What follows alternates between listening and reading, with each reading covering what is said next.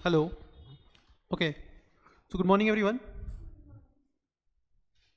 देखिए, last class में हम लोगों ने पढ़ना स्टार्ट किया था डिपॉजिट्स, है ना। और हम लोगों ने ओवरव्यू किया था इस चैप्टर का, एज वेल एज हम लोगों ने डेफिनेशन किया था मोर स्पेसिफिकली। ठीक है, definition of deposits as given under section 2 clause 31, है ना। Now moving on to the next part. I hope आप लोग वो सारा डेफिनेशंस वगैरह पढ़ करके आए हो, और आपको कोई भी डाउट्स है तो आप पूछ सकते हो। क्या किसी को कोई डाउट है? आप एब्सेंट है लास्ट क्लास में, आपने पूरा लेक्चर किया है? ओके, आपको भी कोई डाउट नहीं है? ऐसे कैसे हो सकता है? डाउट ही नहीं आया तुम लोगों को तो फिर या तो कुछ समझ में नहीं आ रहा है या फिर बहुत अच्छा ही पढ़ाया जा रहा है। हम्म। तो डेफिनेशन में कितने क्लॉजेस थे? 26। कितने क्लॉजेस याद हो गए? कितने पॉइंट्स याद हो गए? 2021 याद हो गए? Very nice. चलिए, तो आज की क्लास अपन स्टार्ट करेंगे विद सेक्शन नंबर 73। ठीक है, तो सेक्शन 73 बेसिकली बात कर रहे हैं किसकी? Acceptance of deposits from members. याद है लास्ट क्लास में मैंने ओवरव्यू जब दिया था तब मैंने बताया था कि सेक्शन 73 बात करता है about acceptance of deposits from members. Section 76 बात करता है about acceptance of deposits from general public, है ना। However, as far as acceptance of deposits from member is concerned, तो whether the company is private और public, चाहे company private company हो या पब्लिक कंपनी हो, दोनों कंपनीज एलिजिबल है एक्सेप्ट करने के लिए क्या? Deposits from members. And as far as section 76 is concern, as far as section number 76 is concern, तो सेक्शन 76 में deposits can be accepted only by an eligible public company. तो यहाँ पे मैंने एक चीज़ आपसे पूछा था कि whether every public company can accept deposits from general public. Answer was no. ठीक है, पब्लिक कंपनी होना चाहिए, प्लस वो पब्लिक कंपनी को एलिजिबिलिटी रिक्वायरमेंट्स फुलफिल करना चाहिए। ठीक है, public company plus fulfilling the eligibility requirements, then only they can accept deposits from general public. Okay, फिर कुछ और चीज़ें मैंने आपको बताई थी कि अगर कंपनी मेंबर से डिपॉजिट्स एक्सेप्ट कर रही है तो वहाँ पे कंपनी को एक सर्कुलर, एक स्टेटमेंट सर्कुलेट करना पड़ेगा अमंग्स दी एग्जिस्टिंग मेंबर्स। और अगर कंपनी क्या कर रही है, जनरल पब्लिक से डिपॉजिट एक्सेप्ट कर रही है, तो वहाँ पे कंपनी को एक एडवर्टीजमेंट देना पड़ेगा। ठीक है, in one English newspaper, Hindi newspaper, national English newspaper, Hindi newspaper, as well as in one vernacular newspaper of the area where the registered office of the company is situated. Plus वहाँ पे एक और रिक्वायरमेंट था कि कंपनी को advertisement देने से पहले एक डिपॉजिट ट्रस्टी अपॉइंट करना पड़ेगा। ठीक है, डिपॉजिट ट्रस्टी का अपॉइंटमेंट क्यों किया जाता था? इन ऑर्डर टू इंश्योर कि कंपनी क्या नहीं कर रही है, डिपॉजिट होल्डर्स के इंटरेस्ट को प्रोटेक्ट करने के लिए। ये डिपॉजिट कोई भी ऐसे एक्ट में इन्वॉल्व नहीं है कंपनी विच में harm the interest of depositors of the company. तो इसको इंश्योर करेगा कंपनी में कौन? Deposit trustee. फिर एक और इंपॉर्टेंट चीज़ मैंने तुम लोगों को बताया था कि कंपनी जब डिपॉजिट एक्सेप्ट कर रहा है वेदर फ्रॉम इट्स मेंबर्स और फ्रॉम दी जनरल पब्लिक, तो जो रेट ऑफ इंटरेस्ट कंपनी पे कर सकता है on such deposits that should not exceed the rate prescribe by RBI. तो यहाँ पे जो रेट है आरबीआई ने प्रिस्क्राइब किया हुआ है, rate prescribe by RBI for acceptance of deposits by any NBFC. तो एनबीएफसी के लिए जो maximum rate of interest RBI ने प्रिस्क्राइब किया है, वो रेट से ज़्यादा company rate of interest offer नहीं कर सकती। किसके ऊपर? डिपॉजिट्स के ऊपर। ओके, तो ये कुछ चीज़ें अपन को मालूम है। चलिए अभी अपन थोड़ा सा डिटेल में जाते हैं। क्लियर? ओके। सेक्शन 73, तो यहाँ पे एक एरो लगा करके लिख लेना, both private and public company, both private and public company can accept deposits both private and public company can accept deposits from members under section number 73. ठीक है, both private and public company can accept deposits from general public under section number 73. चलिए पढ़ते। तो section 73 sub section 2, जो भी students let आ रहे हैं ना मेरी क्लास में, try to be on time, है ना। I should not wait for 20 minutes in order to start class. If I can come, you can also come. ठीक। A company may accept deposits from its members on such terms and conditions as may be agreed between the company and its members, subject to the fulfillment of the following conditions. Subject to the fulfillment of following conditions. तो पहला requirement है कि company को resolution pass करना रहेगा in the general meeting. In order to accept deposits from members, company needs to pass resolution in the general meeting. अब यहाँ पे सर प्रेस्क्राइब्ड नहीं है, यहाँ पे प्रेस्क्राइब्ड नहीं है कि कंपनी कौन सा रिजोल्यूशन पास करे। तो मैंने तुम लोग को प्रिलिमिनरी क्लासेस में बताया हुआ है कि जब ये प्रेस्क्राइब्ड नहीं हो प्रोविजंस में कि कौन सा रिजोल्यूशन जाएगा, तो नॉर्मली वहाँ पे प्रिज्यूम किया जाता है ऑर्डिनरी रिजोल्यूशन। ठीक है, नॉर्मली वहाँ पे प्रिज्यूम किया जाता है ordinary resolution. However there is a instance, देखो मैं एक चीज़ बताता हूँ तुमको। अब इंटर वालों के सेक्शन 180 है नहीं सिलेबस में।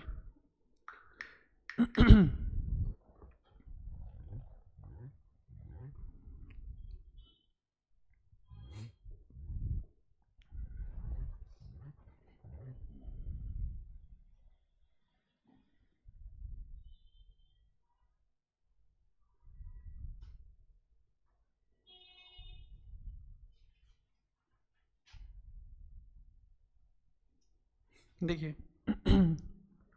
एक सेक्शन करके है, सेक्शन नंबर 180, जो रिस्ट्रिक्शन लगाता है on the powers of board of directors.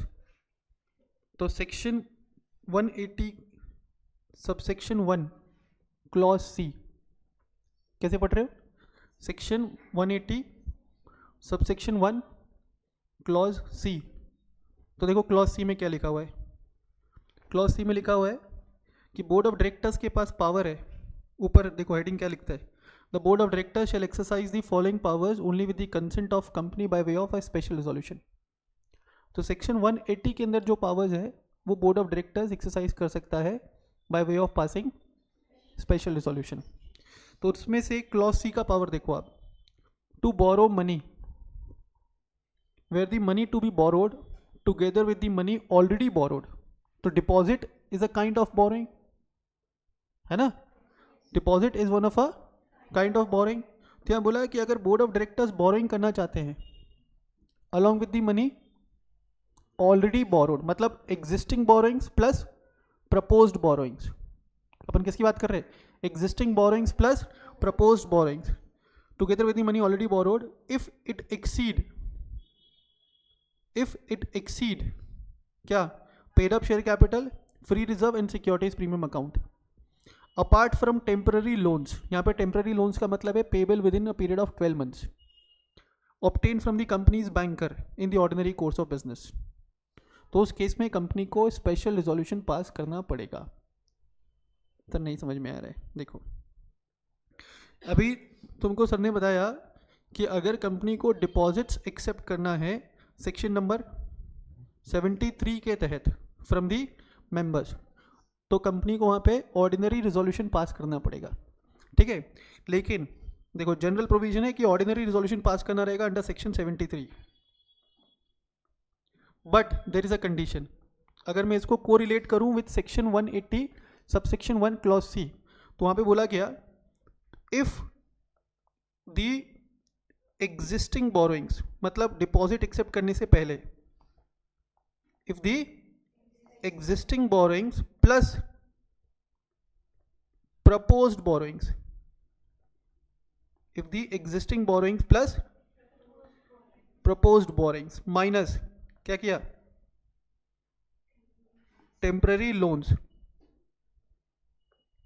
ठीक है, if the existing borings plus proposed boring minus temporary loans क्या कर रहा है, exceeds what 100% of paid up capital plus 100% of paid up capital plus free reserve plus, हमेशा इसको add करना भूल जाता हूँ, प्लस सिक्योरिटीज प्रीमियम अकाउंट। ठीक है, तो वहाँ पे कंपनी को क्या करना रहेगा, स्पेशल रिजोल्यूशन पास करना रहेगा इंस्टेड ऑफ ऑर्डिनरी रिजोल्यूशन। तो आप इसको ऐसे पढ़ेंगे, in order to accept deposits from members company needs to pass an ordinary resolution. however if after accepting the deposits जो टोटल बोरिंग्स है कंपनी का वो एक्सीड कर रहा है किससे, 100% of paid up capital plus free reserve plus securities premium account, तो वो सिचुएशन में company needs to pass SR instead of OR. ठीक है, तो लिख लेना पहले यहाँ पे, जहाँ पे ओआर का रिक्वायरमेंट है वहाँ पे लिख लीजिए। गुड मॉर्निंग प्रेक्षा, बुक तो खोल लो।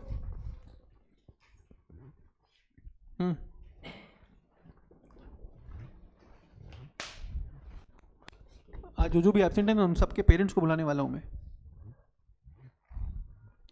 तुम क्यों एब्सेंट थी कल?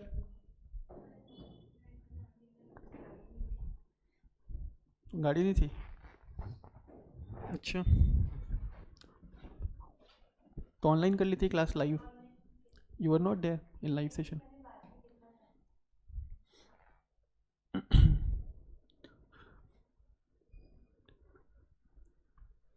देखो मैं तुम लोगों को समझाता हूँ, अगर तुम लोग फेस टू फेस आते हो तो ज़्यादा बेटर है, क्योंकि क्या होगा, तुम लोग ऐसे एब्सेंट लगाओगे बीच में तो तुम मेरे अंदर वो टेंडेंसी डेवलप कर रहे हो, किस चीज़ का मालूम है, टू सेंड यू रिकॉर्डिंग्स।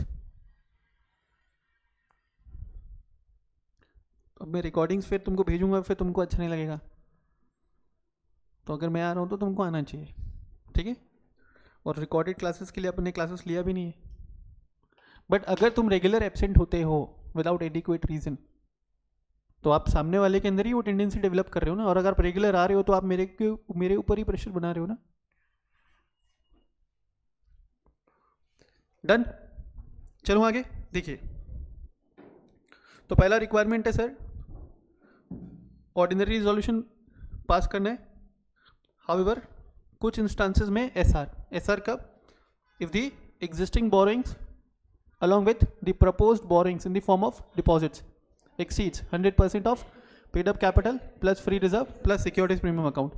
कहाँ पे रेफरेंस दिया अपन ने, section 180 subsection 1 clause number C. Next, फिर acceptance of deposits from member से लेकर से related company can make such rules as may be prescribed by central government. उसके बाद है कि मेंबर्स को क्या इशू करना पड़ेगा, मेंबर्स को इशू करना पड़ेगा सर्कुलर। ठीक है, कंपनी को क्या इशू करना पड़ेगा, सर्कुलर। क्या है, बेसिकली एक स्टेटमेंट है जो कि बता रहा है क्या, टर्म्स ऑफ इशू। ठीक है, the company shall issue a circular to the members inviting the deposits from them. The circular shall include a statement containing the financial statements containing the financial position of the company. अभी तुम समझो, company deposit ले रहा है किससे, member से। Company क्या float कर रहा है, एक स्टेटमेंट में क्या क्या इन्फॉर्मेशन है, फाइनेंशियल पोजीशन दिखाया जा रहा है। क्यों, in order to develop the confidence of members, कि भाई तुमसे जो पैसा लिया जा रहा है ना तुमको ब्याज के साथ वापस दिया जाएगा। उसके बाद एक credit rating obtained by the company. अब तुम समझना ये क्रेडिट रेटिंग क्या होता है, सुना है पहले क्या होता है credit rating? As the name suggest, देखिए credit rating as the name suggest, it is a rating given by an independent agency.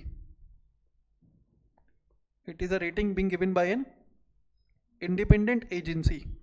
जिसको अपन इन शॉर्ट बोलते हैं CRA, क्रेडिट रेटिंग एजेंसी। कुछ नाम याद है क्रेडिट रेटिंग एजेंसी के?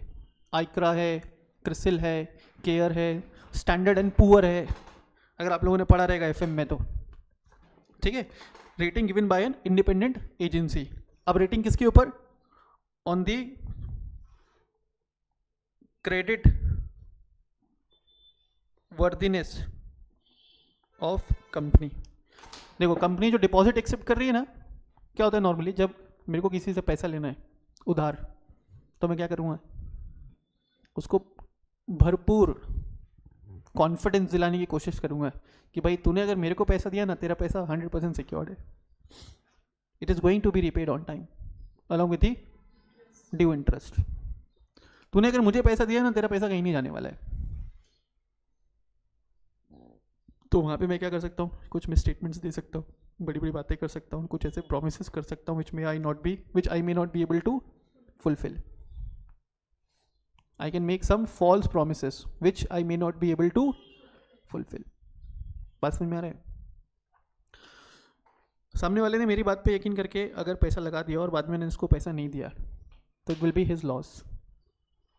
तो यहाँ पे सजेस्ट किया गया है कि कंपनी स्टेटमेंट में जो भी टर्म्स एंड कंडीशंस लिख रही है ना, स्टेटमेंट कौन सा, which is being circulated amongst the members, वो स्टेटमेंट में कंपनी जो भी टर्म्स एंड कंडीशंस बता रही है related to acceptance of deposits, that must be evaluated by an independent agency. Independent agency क्या कर रहा है, आपके कंपनी के फंडामेंटल्स को चेक कर रहा है, एंड कंपनी के फंडामेंटल्स को चेक करके वो क्रेडिट रेटिंग एजेंसी एक ओपिनियन दे रहा है कि कंपनी जो प्रोमिसेस कर रहा है whether they are going to fulfill their promises related to acceptance and repayment of deposits or not. तो देखो ये प्योरली एक ओपिनियन है। काफ़ी बार ऐसा हो सकता है कि कंपनी के रेटिंग बहुत अच्छा है, सिक्योरिटीज़ का रेटिंग बहुत अच्छा है, कंपनी का रेटिंग बहुत अच्छा है, लेकिन still company may not be able to fulfill their promises. It is merely an opinion. Credit rating किसी भी प्रकार का कोई गारंटी नहीं देता है, ये सिर्फ हेल्प कर रहा है किसको, डिपॉजिट होल्डर्स को, to take a more informed decision. Normally आप देखते हो ना, कोई मूवी देखने के लिए आप जा रहे हो तो आप पहले क्या करते हो, मूवी का रेटिंग चेक करते हो। मूवी का जो रेटिंग है वो सिर्फ ओपिनियन है, कोई गारंटी नहीं है, कोई एश्योरेंस नहीं है। मेरी बात समझ में आ रहा है क्या? वो सिर्फ क्या है, ओपिनियन।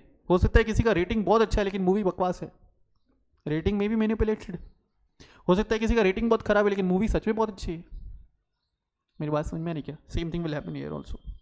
तो कंपनी को फाइनेंशियल पोजीशन दिखाना रहेगा स्टेटमेंट में, देन क्रेडिट रेटिंग ऑब्टेन करना पड़ेगा, देन कंपनी को बताना पड़ेगा कि टोटल कितने डिपॉजिटर्स हैं भाई कंपनी के पास, उनके अगेंस्ट कितना अमाउंट ड्यू है, plus details of any previous deposits accepted by the company. Past में कंपनी ने अगर डिपॉजिट एक्सेप्ट किया था तो उसका क्या पेमेंट स्टेटस है, and such other particulars in such form and manner as may be prescribed. तो ये सारे इंफॉर्मेशन कंपनी को किस में देना है, in a statement to be circulated before the members, in a statement to be circulated before the members. ठीक है, नेक्स्ट है filing of circular. The circular along with the statement shall be filed by the company with the registrar at least 30 days prior to the issue of circular to member. तो ये जो circular members को issue किया जा रहा है उससे कम से कम 30 दिन पहले उसको रजिस्टर कराना पड़ेगा, किसके पास, ROC के पास। तो company can not directly issue the circular in the form of statement to the member for the acceptance of deposits until and unless company has got it registered with the ROC at least 30 days prior to issuing the same to the member. कोई दिक्कत यहाँ पे? Next,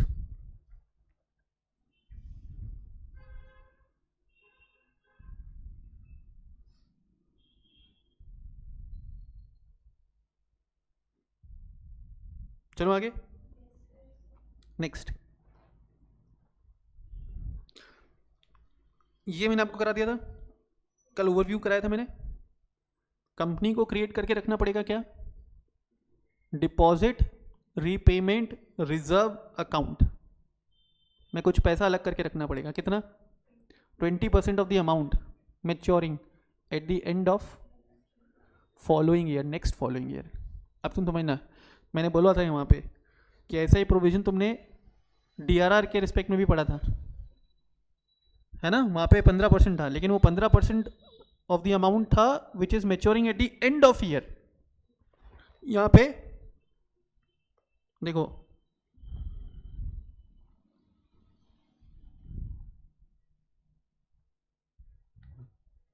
देखिए अभी financial year चल रहा है 2024-25, next आएगा 25-26। तो यहाँ पे मुझे डिपॉजिट रीपेमेंट रिजर्व अकाउंट में पैसा कब डालना है, कितना डालना है, जो अमाउंट मेरा ड्यू हो रहा है नेक्स्ट फॉलोइंग फाइनेंशियल ईयर, ठीक है। तो दैट विल एंड ऑन, अगर कंपनी ने पास्ट में कोई डिपॉजिट एक्सेप्ट किया है और अगर वो डिपॉजिट का रीपेमेंट ड्यू हो रहा है कब, 31 मार्च 2026, तो इस साल के 31 अप्रैल तक या 30 अप्रैल तक, 31 तो आता ही नहीं है, मुझे क्या करना पड़ेगा, जो भी अमाउंट ड्यू हो रहा है फॉर रीपेमेंट उसका कम से कम 20% मुझे अलग से करके रखना पड़ेगा। अलग से करके रखना पड़ेगा, मेनली इसको इन्वेस्ट करके रखना पड़ेगा in the liquid assets. Sir जो पैसा 31 मार्च 2024 को ड्यू हुआ है उसके लिए, तो उसके लिए अपन ने deposit repayment reserve account create किया होगा 30 अप्रैल 2022 को। I hope you got it, ठीक है। और ये पैसे को मुझे इन्वेस्ट करके रखना पड़ेगा लिक्विड एसेट्स। तो लिक्विड एसेट्स में या तो मैं एफडी कर लूँ बैंक के पास, या मैं यूनिट ट्रस्ट ऑफ इंडिया के यूनिट्स खरीद लूँ, ठीक है, या मैं कैश बैलेंस वैसे सजेस्टेड नहीं है, सजेस्टेड है कि भाई आप क्या करो, इन्वेस्ट करके रखो, और इन्वेस्टमेंट भी ऐसा कि मतलब जिसमें ज़्यादा कोई रिस्क इन्वॉल्व नहीं हो। फॉर एग्जांपल आप उसके फॉर्म में रखो ना, एफडी के फॉर्म में with any scheduled commercial bank, ठीक है, ताकि आपको उसके ऊपर क्या आता रहे, इंटरेस्ट का पेमेंट भी, ताकि आपको उसके ऊपर इंटरेस्ट का पेमेंट भी आता रहे। मेरी बात समझ में आ रही है, डिपॉजिट रीपेमेंट रिजर्व अकाउंट। उसके बाद आप पढ़िए next point, certification for no default.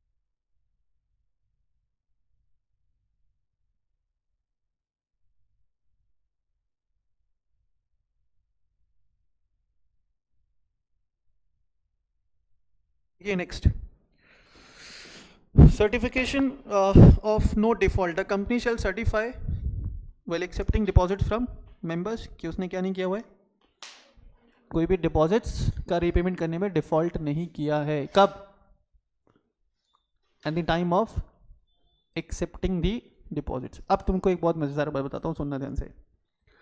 पहले प्रोविजन में क्या था मालूम है, अगर एक बार डिफॉल्ट किया ना डिपॉजिट्स का रीपेमेंट करने में, तो आप डिपॉजिट फिर एक्सेप्ट ही नहीं कर पाओगे,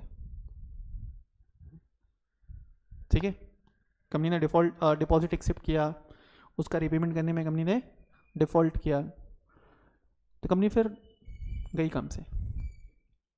अभी क्या हो गया, डिपॉजिट एक्सेप्ट किया, पहले से सजेस्टेड है कि आप उसका रीपेमेंट या उसके इंटरेस्ट का पेमेंट डिफॉल्ट मत करो, क्योंकि उसके कॉन्सिक्वेंसेस फिर बहुत अलग अलग सेक्शंस में, not only under this section, ठीक है। और अभी जब मैं तुमको थोड़ी देर बाद में पढ़ाऊंगा ना 76A का पेनल्टी, बाप रे।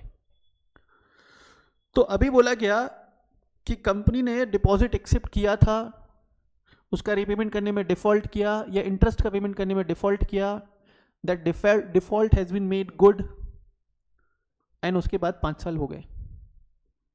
5 साल कहां से होने चाहिए, 5 साल होने चाहिए from the time when the default has been made good. तो अगर वहां से 5 साल हो गए, तो अब कंपनी क्या कर सकती है, उसके बाद कंपनी क्या कर सकती है, डिपॉजिट्स एक्सेप्ट कर सकती है। उसके बाद क्या कर सकती है कंपनी? डिपॉजिट्स एक्सेप्ट कर सकती है। Is it clear? नेक्स्ट, ये कंडीशन पे है, अगर कंपनी देखिए डिपॉजिट एक्सेप्ट कर रही है फ्रॉम द मेंबर्स, तो ये मैंडेटरी ऑब्लिगेशन नहीं है, बट इट इज रिकमेंडेड कि कंपनी को क्या करना चाहिए? डिपॉजिट अमाउंट के अगेंस्ट सिक्योरिटी इंटरेस्ट क्रिएट करना चाहिए। कंपनी में provide security for the due date repayment of deposits and interest payable thereon and create charge on any of its assets for this purpose. मेरी बात समझ में आ रही क्या? However it is not a mandatory obligation, ठीक है, but recommended as a part of good governance practice, ठीक है, highly recommended as a part of good governance practice, ठीक है। If the company does not secure the deposits और secures them partially, तो मैंने last lecture में तुमको बोला था अगर कोई पार्शियली सिक्योर डिपॉजिट्स है तो उसको भी कौन सी कैटेगरी में मानते? अनसिक्योर डिपॉजिट्स की कैटेगरी में मानते। Then such deposits shall be termed as unsecure deposits in every circular form advertisement or documents through which the deposits are invited or accepted। कोई दिक्कत? बोलो, बोलिए। नेक्स्ट, रीपेमेंट ऑफ डिपॉजिट्स, बोला मांगते समय, डिपॉजिट मांगते समय जितने पैसे तुमने रिक्वेस्ट करके डिपॉजिट एक्सेप्ट किया था ना, किन से? डिपॉजिट होल्डर से।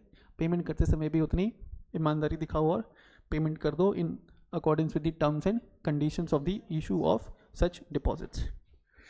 clear?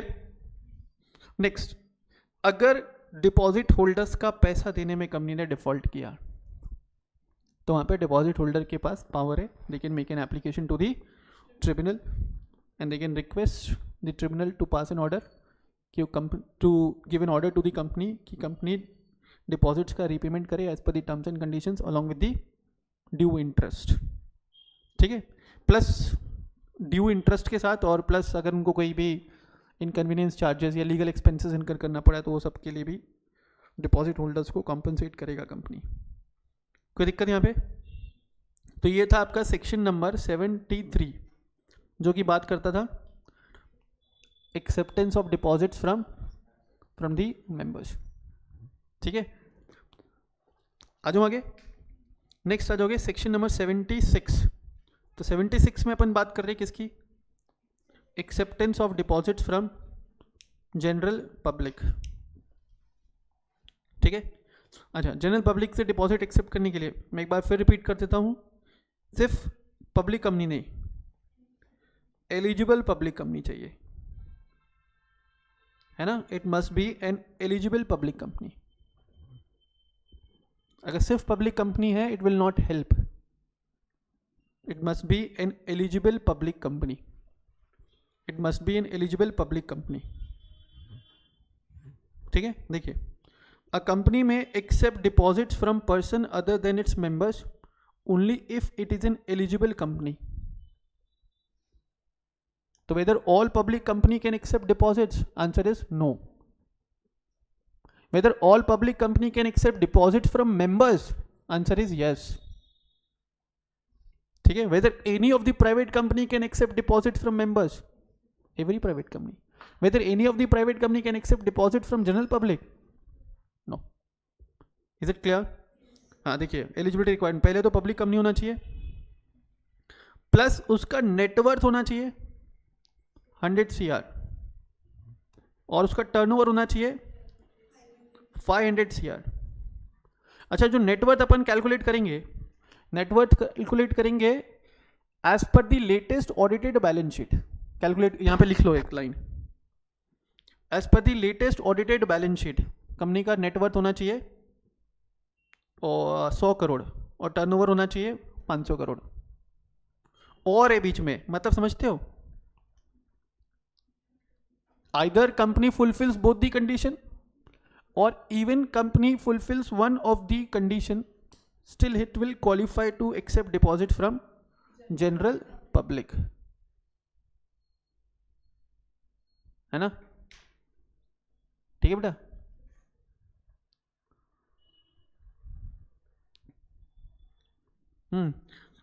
Net worth as per the latest audited balance sheet. तो मान लो कंपनी डिपॉजिट एक्सेप्ट करने के लिए, जनरल पब्लिक से डिपॉजिट एक्सेप्ट करने के लिए रिजोल्यूशन प्रपोज कर रही है, लेट्स से 15 सितंबर 2025 को। तो नेटवर्थ कौन से बैलेंस शीट डेट का कंसिडर करूं मैं? कौन से बैलेंस शीट का नेटवर्थ में कंसिडर करूंगा? 31 मार्च 2024 या 25? भाई इसके पहले इमीडिएटली प्रीसीडिंग फाइनेंशियल ईयर 24 था कि 25 था? 24-25 था ना मैडम, ठीक है, जगो क्लास में है ना। तो बैलेंस शीट डेट क्या था? 31 मार्च 2025 का नेटवर्थ अगर कितना है? 100 करोड़। तो इस साल में कंपनी क्या कर सकती है? डिपॉजिट एक्सेप्ट कर सकती है फ्रॉम दी जनरल पब्लिक। और उसके बाद दूसरा रिक्वायरमेंट क्या है? टर्नओवर, ठीक है, कितना होना चाहिए? 500 करोड़। यहाँ पे भी एक बढ़िया बात बताता हूँ। एक कंपनी है, मान लो ए लिमिटेड है, पब्लिक कंपनी है, उसका नेटवर्थ है 85 करोड़। नेटवर्थ कितना? 85 करोड़। और कंपनी का टर्नओवर है 800 करोड़, जिसमें से 550 करोड़ के डेटाज हैं।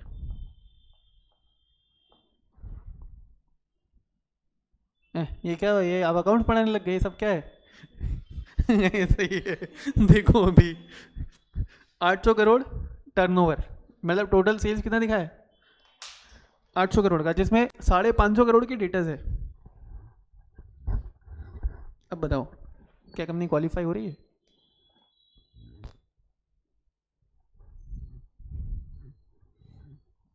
हो रही है ना। अपन तो अकाउंटिंग अक्रूवल बेसिस पे करते हैं, है ना। पेमेंट रियलाइज हुआ नहीं हुआ पिछले साल में, it is of not a concern, ठीक है। अपन अकाउंटिंग अक्रूवल बेसिस पे करते हैं ना बेटा, यस और नो? Yes sir. तो यहां पे कंपनी क्वालिफाई कर रही है किसके लिए? फ्रॉम एक्सेप्टिंग या for accepting deposits from general public. चलो आगे। हाँ, फिर it has obtain prior consent of the members by means of an ordinary resolution. ये तो अपन लोग ऑलरेडी पढ़ चुके हैं। Ordinary resolution if it is within the limit of section 180 subsection 1 clause C. However if the existing borrowing plus proposed borrowings in the form of deposits exceeds the limit given under section 180 subsection 1 clause C, तो वहां पे special resolution is required to be passed। ठीक है sir, ठीक। फिर company को resolution का copy file करना पड़ेगा रजिस्ट्रार को बिफोर एक्सेप्टिंग डिपॉजिट या before inviting public for acceptance of deposits. चलो आगे। फिर यहाँ पे एक और इंपॉर्टेंट चीज मैंने बताया था कि अगर कंपनी क्या कर रही है, बोल बोल बेटा, कंपनी क्या कर रही है? हाँ, कंपनी अगर जनरल पब्लिक से डिपॉजिट एक्सेप्ट कर रही है तो कंपनी को एक इन्विटेशन देना पड़ेगा, invitation in the form of advertisement, है ना। और वो एडवर्टीजमेंट देने से पहले कौन अपॉइंट हो जाना चाहिए? अब एक और काम की बात बताता हूँ, डिपॉजिट ट्रस्टी अपॉइंट हो जाना चाहिए। Very good. डिपॉजिट ट्रस्टी क्या काम कर रहा था? To secure the interest of deposit holders of the company. अब एक और इंपॉर्टेंट चीज बताता हूँ, ध्यान देना।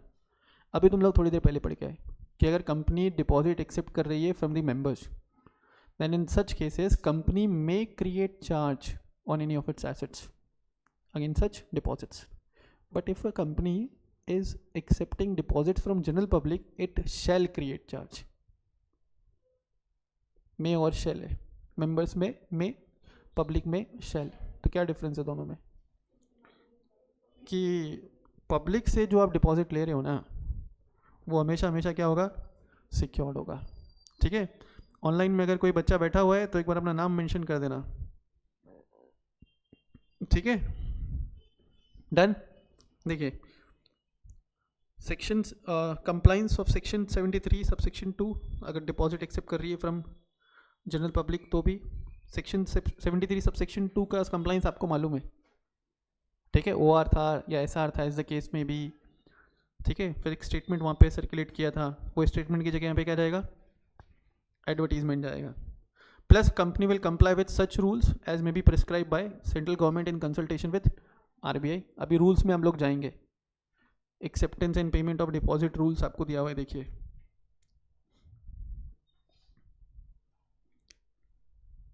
The companies acceptance of deposit rules 2014। सारा कहानी तो मेन इसमें छुपा हुआ है, ठीक है। अभी तो अपन सिर्फ सेक्शन नंबर्स पढ़ रहे, देखिए अब आगे, rating of deposits. The company shall obtain rating with respect to its deposits. कौन सा रेटिंग है, credit rating. The rating shall include the net worth of the company, liquidity and ability to repay the deposits on the due date. Rating क्या ensure करता है, safety, किसके लिए, deposit holders के लिए। प्लस रेटिंग एक और चीज़ इंश्योर करता है, it helps the deposit holders to take a more informed decision, ठीक है। देन रेटिंग करवानी पड़ेगी उनको from a recognized credit rating agency.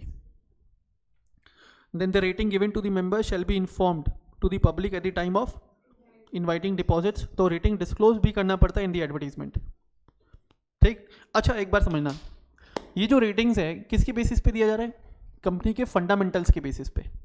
Company का फंडामेंटल डिपेंड करता है कंपनी का बिजनेस पोजीशन।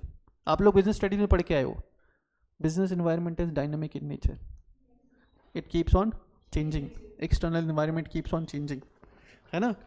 तो हो सकता है कि फंडामेंटल्स, एक्सटर्नल एनवायरनमेंट जो था वो कंपनी के बिजनेस को सपोर्ट करता था पहले at the time of obtaining the rating, initial rating, but subsequently due to some changes in the external environment हो सकता है उसका बिजनेस एडवर्सली अफेक्ट हो या नेगेटिवली अफेक्ट हो, तो वहाँ पे CRA को क्या करना पड़ेगा, उस रेटिंग को मॉनिटर करना पड़ेगा और चेंज करना पड़ेगा फ्रॉम टाइम टू टाइम।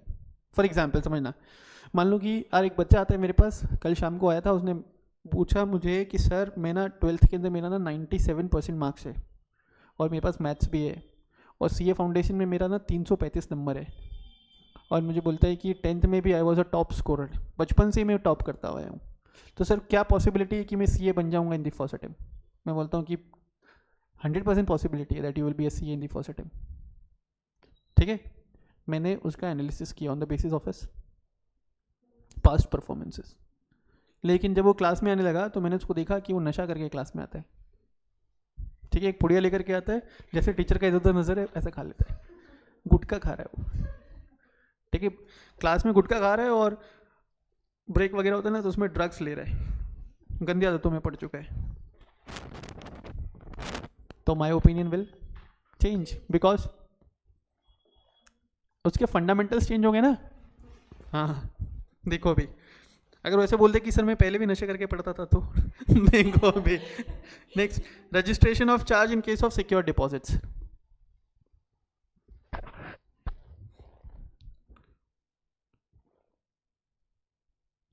देखिए जनरल पब्लिक से कंपनी डिपॉजिट एक्सेप्ट कर रही है तो प्रेफरेबल है क्या कि कंपनी क्या करे उसके अगेंस्ट सिक्योरिटी क्रिएट करे। अच्छा तुम लोग चार्जेस वाले चैप्टर पढ़ के आए हो सर आप, अच्छा एक क्वेश्चन और आना चाहिए तुम्हारे दिमाग में कि सर जनरल पब्लिक से अनसिक्योर डिपॉजिट एक्सेप्ट नहीं कर सकते? कर सकते, ठीक है। ये धारणा मत बनाना, unsecured deposits can also be accepted from GP general public, क्योंकि डिपॉजिट का डेफिनेशन में मैंने दोनों चीज़ें इंक्लूड किया था। हाउएवर कंपनी अगर डिपॉजिट एक्सेप्ट कर रही है अगेंस्ट सिक्योरिटी तो company is creating charge on any of its assets. आप चार्जेस वाला चैप्टर पढ़ के आए हो, मैंने company creates charge on any of its assets, such charge is required to be registered with the ROC within a period of 30 days from the date of creation of charge. 30 days में नहीं किया तो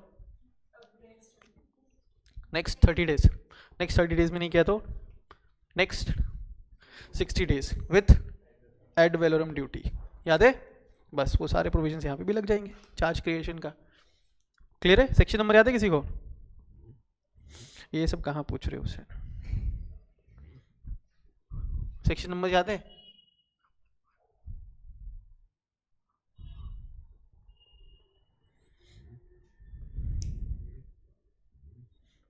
पढ़ाई कम कर रहा है ना तू, या कुछ बड़ा करना ही नहीं है? देखो इसके बाद है सेक्शन 73 हो गया, 76 हो गया, उसके बाद है 76A। यहाँ बात कर रहे हैं contravention will be punishable under section. Contravention किससे? इन दी रीपेमेंट। ठीक है, कॉन्ट्रावेंशन किससे? इन दी रीपेमेंट। देखिए क्या बोल रहे हैं, A company accept or invites or allows or causes any other person to accept or invite on its behalf any deposits। बोले या कंपनी अगर कोई डिपॉजिट एक्सेप्ट कर रही है या तो खुद से, कंपनी कोई डिपॉजिट एक्सेप्ट कर रही है या तो खुद से या किसी और पर्सन के थ्रू, अंडर सेक्शन 73 और 76, और कंपनी ने उसका रीपेमेंट करने में क्या किया? कंपनी ने उसका रीपेमेंट करने में क्या किया? डिफॉल्ट किया। ठीक, तो वहां पे company shall be liable for payment of deposits along with the interest due on it, है ना? Next, company shall be liable for punishment। बोला पहले तो जो पेमेंट ड्यू है ना, पहले तो वो करो, उसके बाद तुमको पनिश करेंगे। समझ में आ रहा है? पहले जो पैसा बचा हुआ है ना देने के लिए, पहले वो पैसा दो, वो पैसा दे दिया तो अब तुमको पनिश करेंगे। रुको, फाइन मिनिमम 1 करोड़ और जितने अमाउंट का डिफॉल्ट किया है उसका twice, whichever is lower. Maximum fine can go up to 10 crore. ठीक, उसके बाद every officer of the company who is in default, officer of the company who is in default shall be liable for punishment imprisonment है तो maximum 7 years। एक second, minimum fine है 25 lakh, maximum 2 crore. अभी मैं तुमको एक बात बताता हूँ, स्पेशली वो स्टूडेंट जो CS वाले हैं, ठीक है? ऑफिसर्स इन डिफॉल्ट के डेफिनेशन में कंपनी सेक्रेटरी भी आता है। ऑफिसर्स इन डिफॉल्ट के डेफिनेशन में कंपनी सेक्रेटरी भी आता है। तो तुम्हारे जेब से कितना रुपये जाएगा? ये तो तुम्हारा पूरे साल का सैलरी हो गया, और इतना दे दिया तो हो सकता है 10 साल का सैलरी हो गया। So you need to be careful. ठीक है, मिनिमम 25 लाख, मैक्सिमम 2 करोड़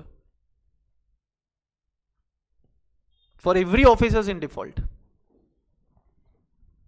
ठीक है, और इतने से काम नहीं है।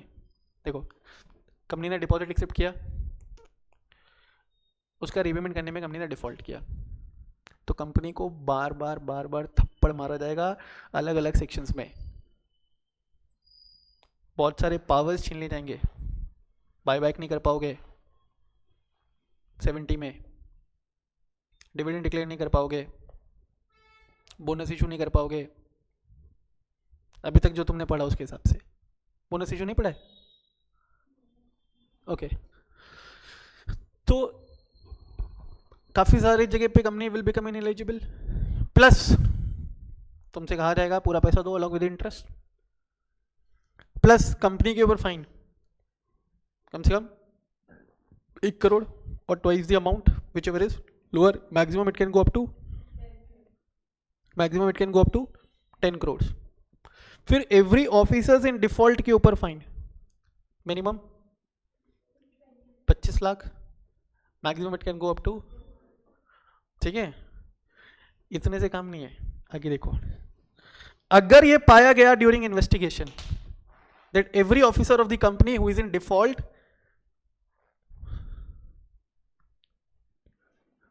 shall be liable under section 447 if it is proved that he has contravened such provisions knowingly or willfully with the intention to deceive। अगर इन्वेस्टिगेशन के दौरान ये पाया गया कि आपने डिपॉजिट एक्सेप्ट ही क्यों किया था, with an intention to cheat, with an intention to deceive, तो तुमको पेनलाइज किया जाएगा under section 447।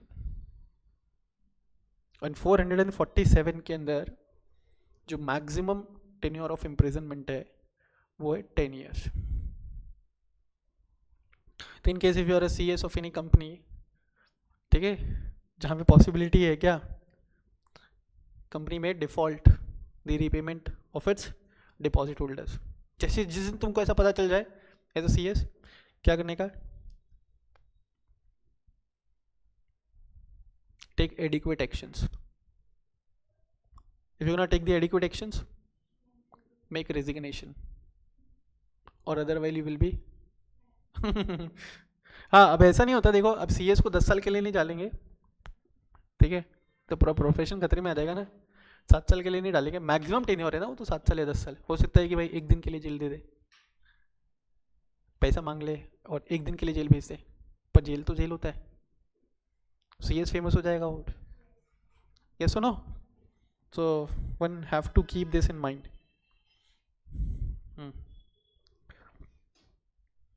I will not mention the name. एक मेरा स्टूडेंट है, मुंबई का एक ग्रुप कंपनी है, तो उस कंपनी ने बहुत सारे डिफ़ॉल्ट्स किए और जिस पे उसने साइन कर रखे, तो उसके ऊपर अभी सेबी ने पेनल्टी लगाई है 1.25 करोड़ के आसपास। कंपनी लॉ की पेनल्टी लगी उसके ऊपर 30 लाख के आसपास शायद।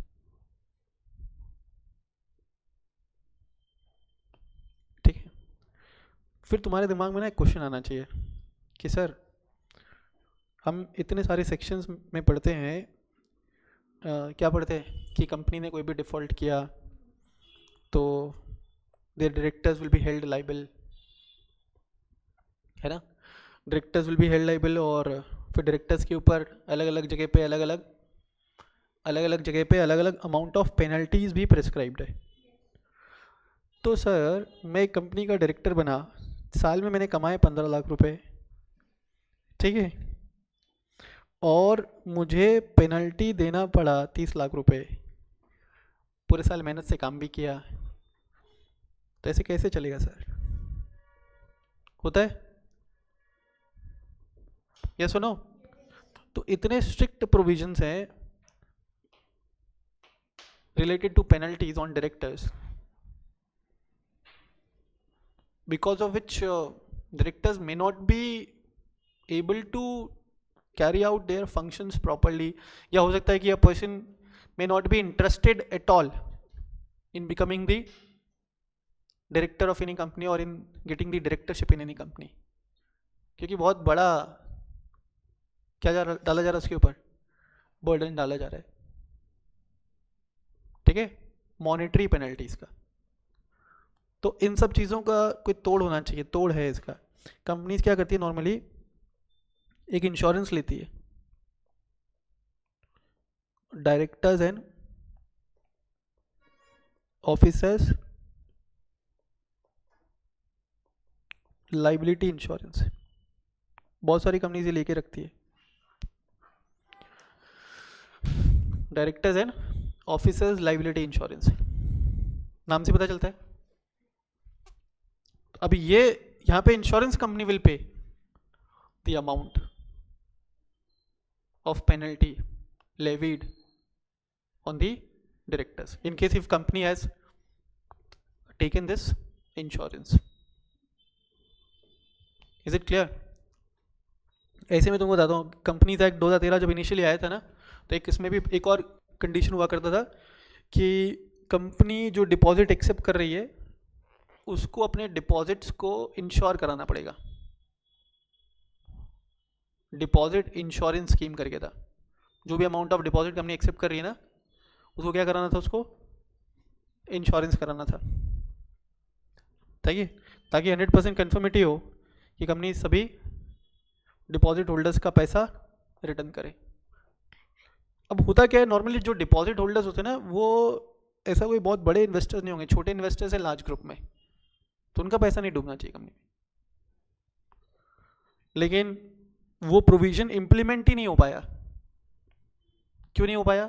तो कि बहुत कम ऐसे इंश्योरेंस कंपनी थे या ना के बराबर इंश्योरेंस कंपनी थे जो ऐसे इंश्योरेंसेस ऑफर कर रहे थे, इसलिए वो प्रोविजन को फिर रिपील करना पड़ा डिपॉजिट इंश्योरेंस को लेकर के। Is it clear? ठीक है, तो अभी आप लोगों ने किया सेक्शन 73, 76, 76A, ठीक है, आपने 3 सेक्शंस किए। सेक्शन 75 आपके शायद सिलेबस में नहीं है।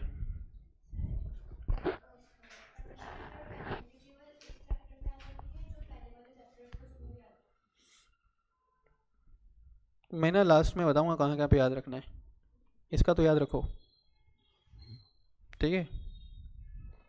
फेलियर टू पे डिविडेंड का भी याद रखो।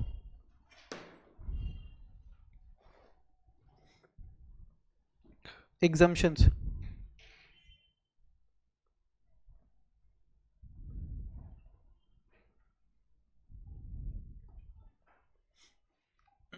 exemption to banking companies, NBFCs, etc. The restriction on invitation, acceptance and renewal of public but deposits from public shall not apply to banking, non-banking, housing finance company registered with National Housing Bank and such other companies as may be prescribed. बोला ऊपर जो भी तुमने requirements या compliances पढ़े वो सारे compliances इन companies के ऊपर एप्लीकेबल नहीं है। क्यों एप्लीकेबल नहीं है? अबे इनका तो ऑर्डिनरी कोर्स ऑफ बिजनेस ही क्या है, एक्सेप्टिंग डिपॉजिट्स, ग्रांटिंग लोन्स, तो तुम उनके ऊपर अगर ये सारे कंडीशंस लगा दोगे तो बेचारे अपना काम करेंगे या ये कंडीशंस को कंप्लाई करेंगे? ठीक है, एग्जेम्प्टेड है banking company, non banking financial companies, housing finance company registered with national housing bank and such other companies as मे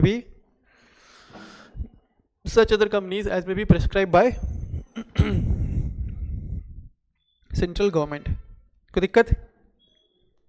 बोलो, चलो आगे। Okay, exemption to private companies, exemption to private company. अब देखना यहां पे, the condition for acceptance of deposit from members as contained in clause A to E, clause A to E of section 73। तो एक बार section 73 पे आओ वापस।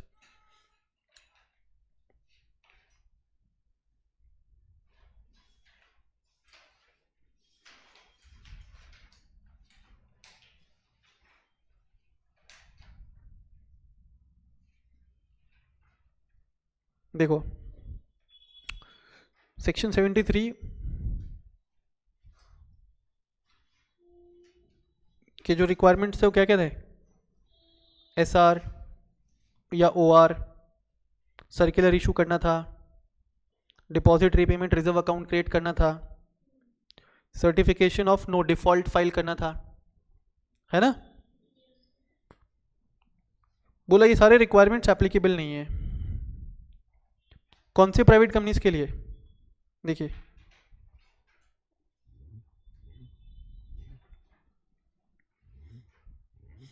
कौन सी प्राइवेट कंपनीज के लिए? A private company which accept deposit from its members, deposits not exceeding 100% of its paid up capital, free reserve and securities premium account। तो जो कंपनी अपने मेंबर से, ऐसा नहीं बोलूंगा मैं, ऐसे बोलूंगा, सुनना ध्यान से या लिख लो in order to make it more easy, ठीक है? लिख लीजिए एक बार इसको।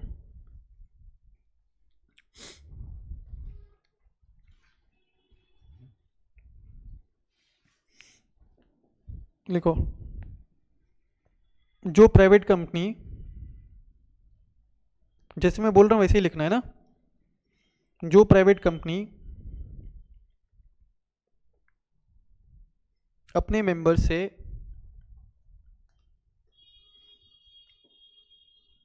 डिपॉजिट्स एक्सेप्ट कर रही है,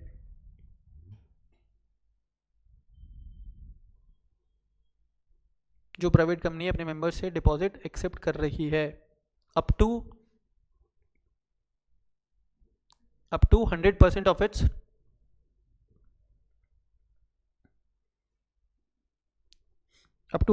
of its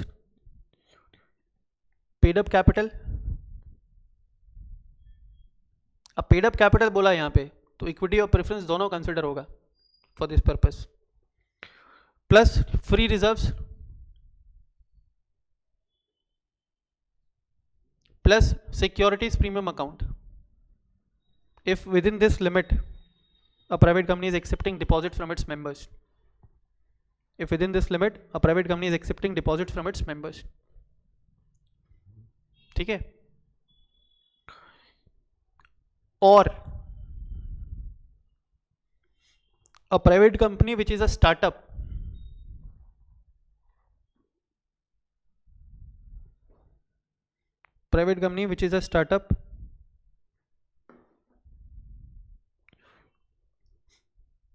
within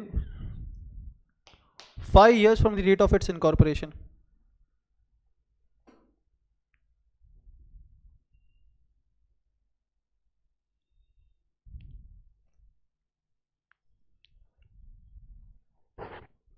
five years from the date of its incorporation, or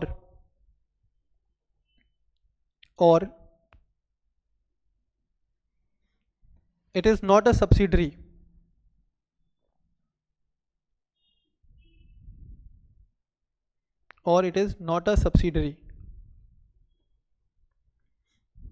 of any other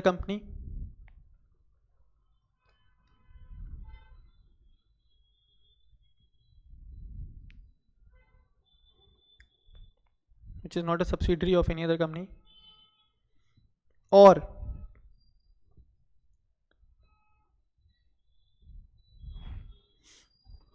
the total borrowings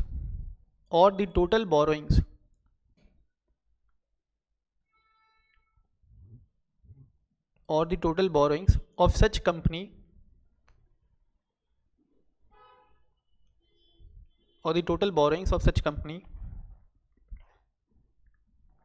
from any bank or financial institutions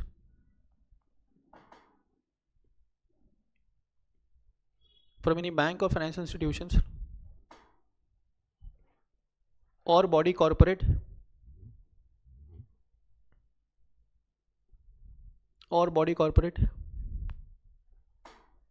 is less than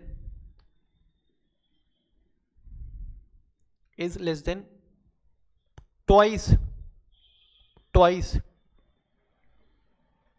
of its paid up share capital,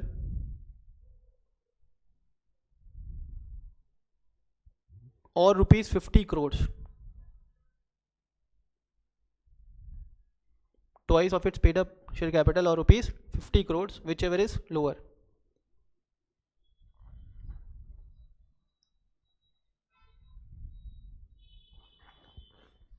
And no default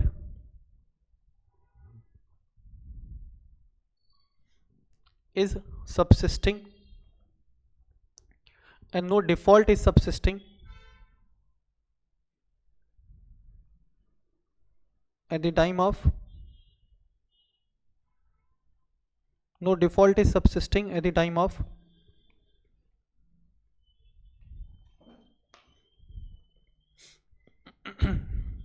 accepting the deposits.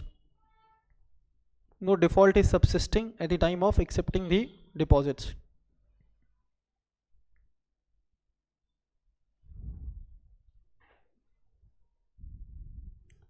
ठीक है, तो ये सारे conditions, पहला कि company ने जो deposit, पहला कंडीशन क्या था, कंपनी डिपॉजिट एक्सेप्ट कर रही है from the members up to 100% of its paid up capital plus free reserve and S P account. फिर अगर कोई प्राइवेट कंपनी स्टार्टअप है, देखो बीच में और है, मतलब सारे कंडीशन एक साथ सेटिस्फाई हो ऐसा ज़रूरी नहीं है। Private company which is a startup company for initial 5 years from the date of its incorporation, अगर वो प्राइवेट कंपनी किसी और कंपनी का सब्सिडरी या एसोसिएट नहीं है, उस कंपनी का जो टोटल बोरोइंग्स है is less than twice of its paid up share capital और rupees 50 crore whichever is lower, plus उस कंपनी ने किसी भी प्रकार का कोई भी डिफॉल्ट नहीं किया हुआ है। डिफॉल्ट नहीं किया हुआ है मतलब क्या, वो डिफॉल्ट सबसिस्टिंग नहीं होना चाहिए, एग्जिस्टिंग डिफॉल्ट नहीं होना चाहिए, either in the repayment of deposits और payment of interest on deposits नहीं होना चाहिए। तो इन सब कंपनीज को एग्जम्पशंस हैं किन किन चीज़ों से, कौन कौन सी चीज़ों से? तो उसमें पहला था हाँ, और रिजोल्यूशन तो देखो पास होता ही है, यहाँ से एग्जाम्पशन है। सर्कुलर इशू करने की जरूरत नहीं है, सर्कुलर में ये सारी इन्फॉर्मेशन देने की जरूरत नहीं है, सर्कुलर आरओसी के पास फाइल करने की जरूरत नहीं है, मेन तो deposit repayment reserve account create करने की जरूरत नहीं है, ठीक है। And certification of default file, no default file करने की जरूरत नहीं है, ठीक है। ORSR तो पास हो गई, बिना ORSR पास किए तो कंपनी कैसे एक्सेप्ट करेगी डिपॉजिट्स? क्लियर? चल दूँ आगे?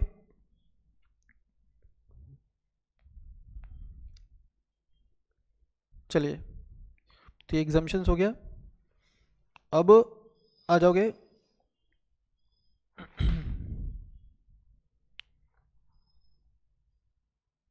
एक और पॉइंट लिख लो वहाँ पे,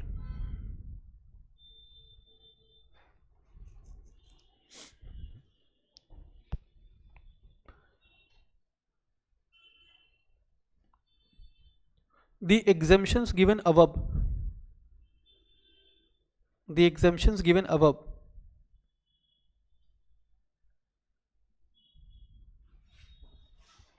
the exemptions given above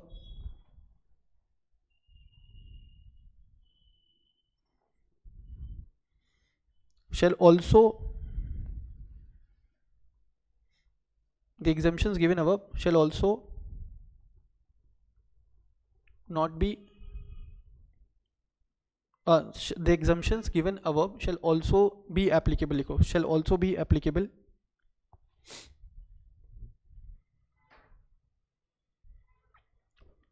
shall also be applicable for any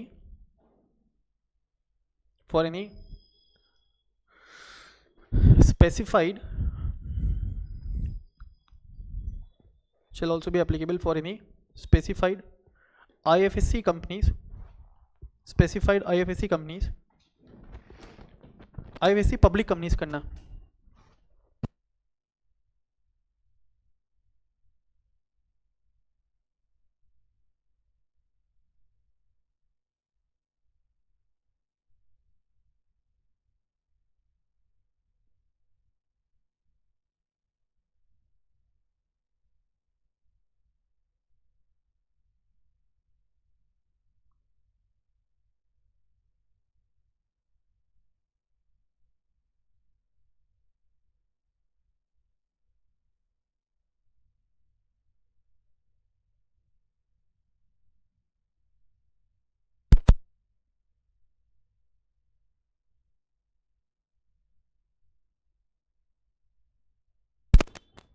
hello, specified IFSC companies which accepts deposits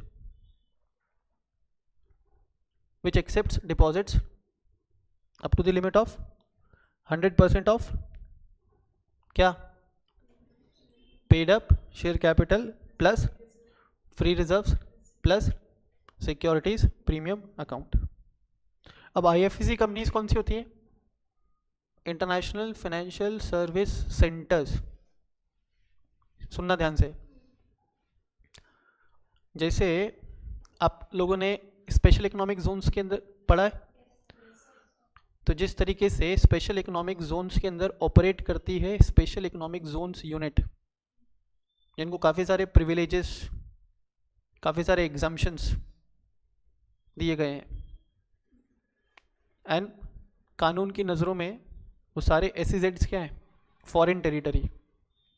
ये सब पढ़े हो आप लोग? वहाँ से अगर कोई भी गुड्स इंडिया में आता है तो इम्पोर्टेशन के बराबर माना जाता है ना।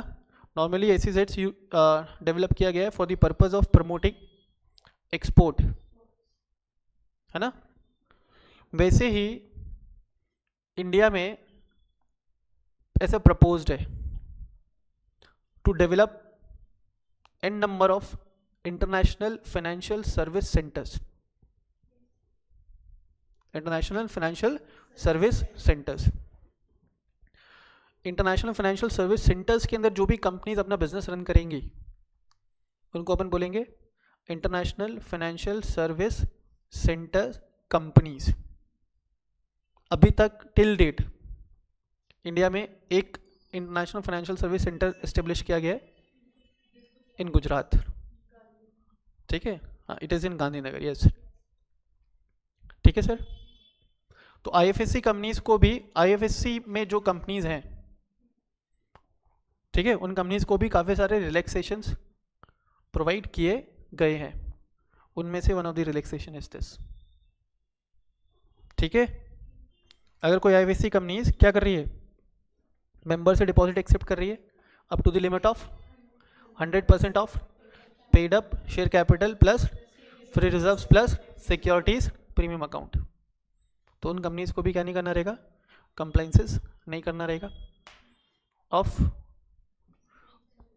सेक्शन 73 सबसेक्शन 2 क्लॉज ई, ठीक है सर। नेक्स्ट आ जाओगे,